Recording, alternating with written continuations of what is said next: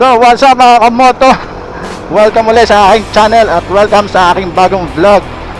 At for today's video, i-review lang natin itong ating mic setup ngayon at itong ating camera setup na gamit ko, itong SJ6 Legend. Testing natin itong microphone na ginawa ko, yung setup ng ginawa ko dito sa ating microphone. For almost 1 week ko itong pinag-aralan or sinubukan kung ano yung pinakamaganda at pinaka-the best na audio quality na makukuha natin. Dahil talagang nung unang try ko at mga sumunod pa na araw, sobrang ano pa rin, malakas talaga yung pick up niya ng audio. Naririnig niya lahat, pati yung wind noise na napakalakas. So ngayon, gamit ko siya, may ginawa akong setup para mas maging okay yung boses natin. So ito, naka-open visor tayo, running at 70 kph hanggang 80. Yan, sana naririnig niyo pa ang boses ko. At yung volume pala, in-adjust ko sa number 5. Number 5 lang yung volume natin. So close visor tayo. Ito, number 5 yung volume natin. Kanina number 6, medyo parang inobserbahan ko ulit, parang nalakasan pa ako Pero ito, number 5 na lang ang audio volume natin. I-check natin mamaya kung okay siya, okay yung tunog niya. So narinig nyo naman, tumakbo tayo kanina na nasa 70 kph. Mamaya papakita ko sa inyo kung ano yung ginawa ko, kung paano ko siya sinet up, kung ano yung nilagay kong materials para maging ganito yung quality ng audio natin. So yan, malakas pa rin yung hangin na sumasalubong sa atin. Takbo tayo ng 60 kph. Ayan. Yan, naririnig nyo pa kaya ang boses ko, mga paps, mga kamoto. So mabilis ang review lang to, at kasi marami rin talaga naghahanap ng ganitong audio setup ng SJ6 Legend at sa mga SJ Cam na camera na namumroblema sa kanilang audio setup.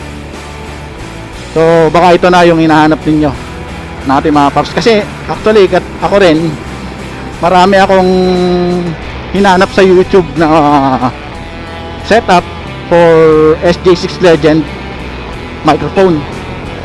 So ang gamit nating microphone ngayon mga idol, mga paps, mga kamoto, gamit nating microphone is yung generic mic na nabili natin kay Sir M3 Moto, together with combo cable adapter na ito, gamit natin ngayon. Yung combo cable, gamit natin, naka-charge yung ating camera sa ating motor, sa ating charger. So yung charger ko kasi is dual output, dual USB output siya, kaya naka-charge sa cellphone ko, naka-charge din yung camera ko nang magkasabay. So mamaya papakita ko sa inyo yung setup na ginawa ko dito sa aking camera at sa aking microphone. Mamaya na lang ulit at update ko kayo.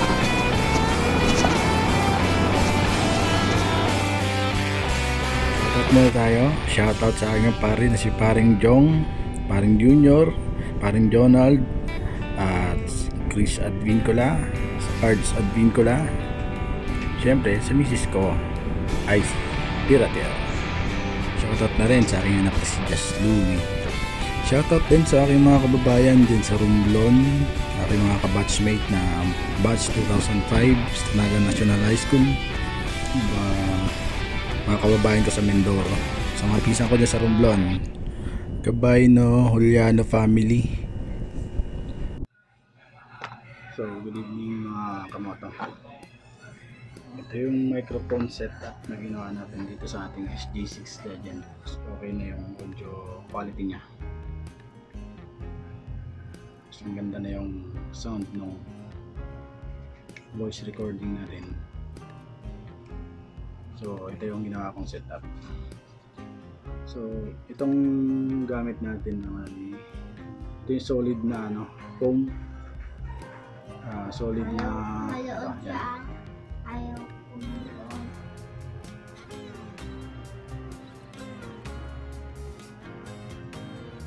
Ito yung foam na parang sa tsinelas. Yan.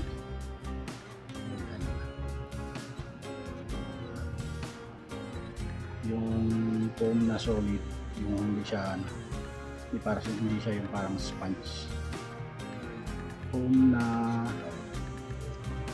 yung parang kagaya ng yung rubber mat na sa ginagamit sa mga sahig. Ito yung ginamit yung pambalot dito. So ito ginawa ko. Yan. Ito yung generic mic galing kay M3 Moto. Kasama na itong combo cable na in-order natin sa kanya. So bali nung in-order natin to kasama 650 lahat, kasama na yung shipping fee. At napakabilis ng shipping yung nangyari. Kasi pagka confirm niya sa akin ng Monday ng hapon, Tuesday ng umaga nandito na sa bahay yung pinadala niyang item. O ito.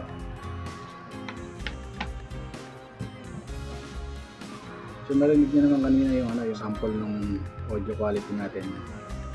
So tinanggal ko lang ulit siya para may ipakita ko sa inyo kung ano yung ginawa natin para mas ma-improve yung sound. So ito siya. Ito may ginawa ako dito sa mic nito eh. So ito kasi yung dulo niya natatanggal to. Ayan, natatanggal siya, di ba? Ayan. Ito yung dulo, tatanggal. So nilagyan ko siya ng konting bulak dito sa loob. Ayan, makita nyo sa nilagyan ko siya ng konting bulak dito para mas malesen niya pa yung mas ma-minimize niya yung boses. Yan, tapos utalik natin ito yung nakatakip niya.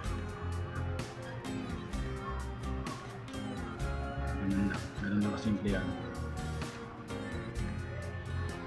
So para hindi siya basta-basta natatanggal, binalutan natin siya ng electrical tape para kahit paano may support yung ating takip. So yan, hindi na ako.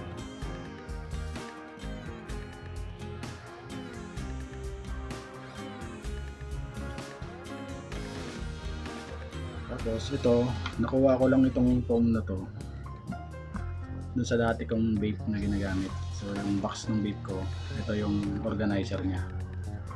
Foam yan na yung solid na yan, solid na foam. Ayan, binupit ko lang siya dito. Dito siya galing. So binupit ko siya, tapos binutasan ko siya dito ng ganyan. Kutsilyo lang yan, binutas ko lang doon. Inikot-ikot ko lang yung kutsilyo hanggang sa lumuwag na lumuwag. Ayan. Tapos kunting ikot-ikot ko lang ganyan para lumaki yung butas niya. So wala yan, hindi yan tagusan, gandun lang yan saan. Then itong lapel, yung generic mic, sasalpak natin dito. Siksik lang natin siya dyan.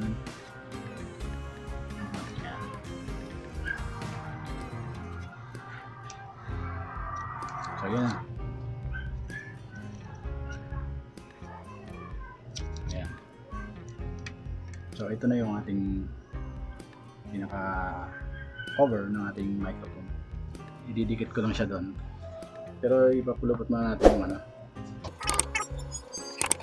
para hindi makalat.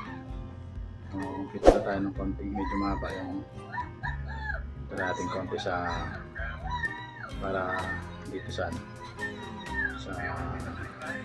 input sa saksan sa yun yung jack natin, medyo habahan natin ng konti. So ito balot natin siya ng maganda siguro dito. Ito mayroon ako dito, ayan, mayroon ako dito surgical gloves na dapat gagamitin ko dito, kaya lang hindi ko na siya ginamit.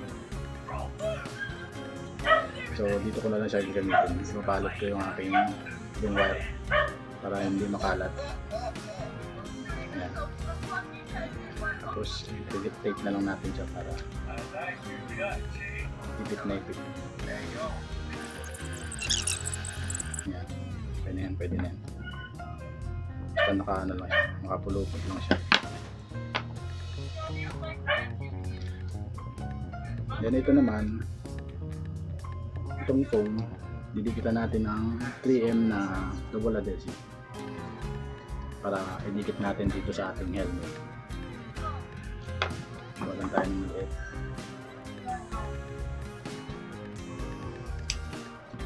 Ayan, ito yung double adhesive natin. Ito yung ating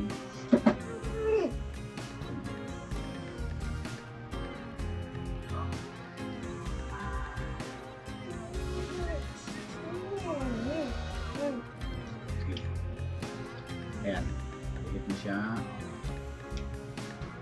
Tapos ididikit natin dun sa loob ng helmet. Ito rin lalagyan din natin para idikit natin dun sa loob ng helmet.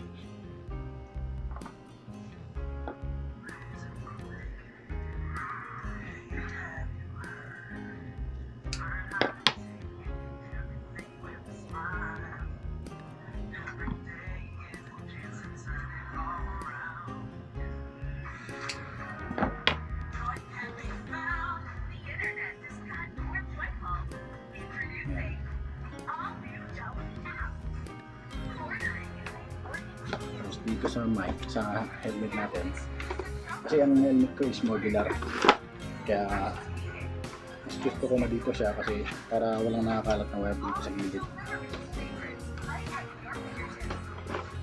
Ayan, dikit natin sila sa loob. Kaya natin dikit yung mic para maset natin na maayos. So ito, tanggalan natin yung cover, didikit natin siya dito. So may pinaka gitna.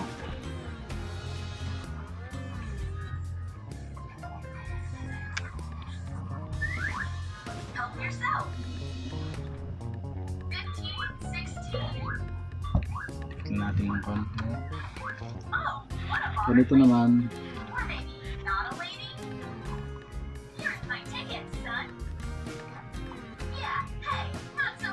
dito natin siya ilalagay.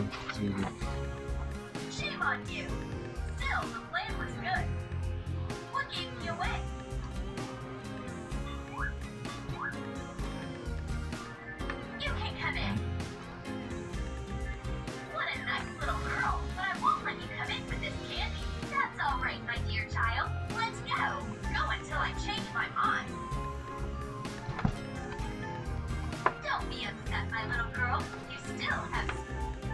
Ano yung pinalabas sa mga kanya.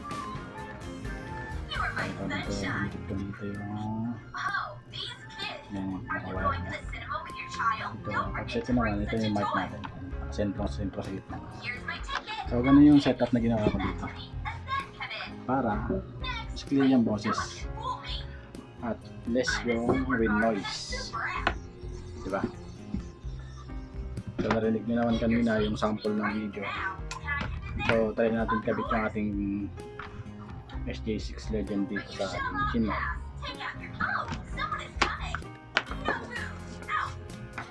Kaya pala. Tinanggal ko kasi yung pad ko dito kasi basa ng ulan kanina. Ito. So, pansin nyo wala yung pad. Kasi nabasa ng ulan kanina. Ang helmet natin. So, ito.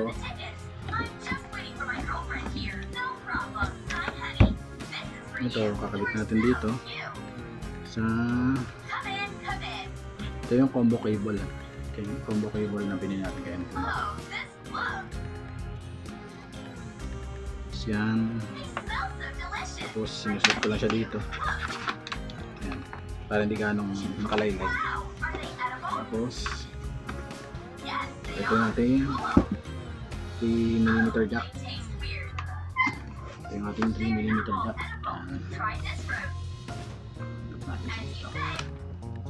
So yan. Ayan. Yun, ready na or mag-vlog. Ganun lang, ganun yung ginawa kong setup doon. At parang ito na yung pinaka-the best para sa akin. Try nyo rin, mas okay itong gamitin. Kasi marami na ako nung pinanood sa YouTube na ganito. Talagang ano eh, wala pa akong nakitang pinaka-the best. Although yung ano, yung pwede naman yung ano, yung mic headset ang gagamitin kaya lang, pero bibili pa ako sa ano ng headset kaya lang kailangan ko rin ng adapter nun. So ginawa ko na lang muna ito ng paraan. At ito na yung pinaka-the best na setup na nagawa natin. So maraming salamat sa panonood. Peace.